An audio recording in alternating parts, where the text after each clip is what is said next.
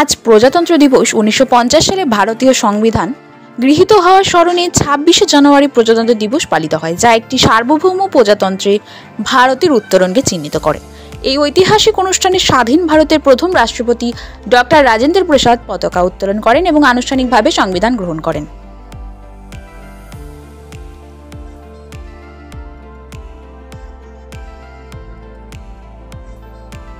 আর তারপর থেকেই প্রত্যেক 26শে জানুয়ারি গর্বের সাথে এই দিনটি পালন করা হয়। প্রত্যেক ভারতবাসীর কাছেই আজকের এই দিনটি গর্বের দিন।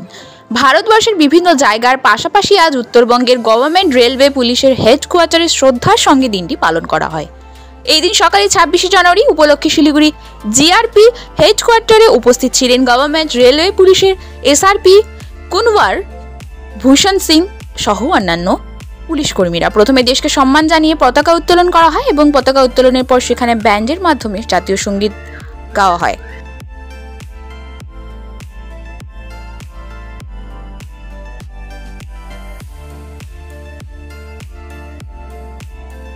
পরে কুচকাওয়াজের মধ্য দিয়ে সেই অনুষ্ঠানটিকে সমাপ্ত করা হয়।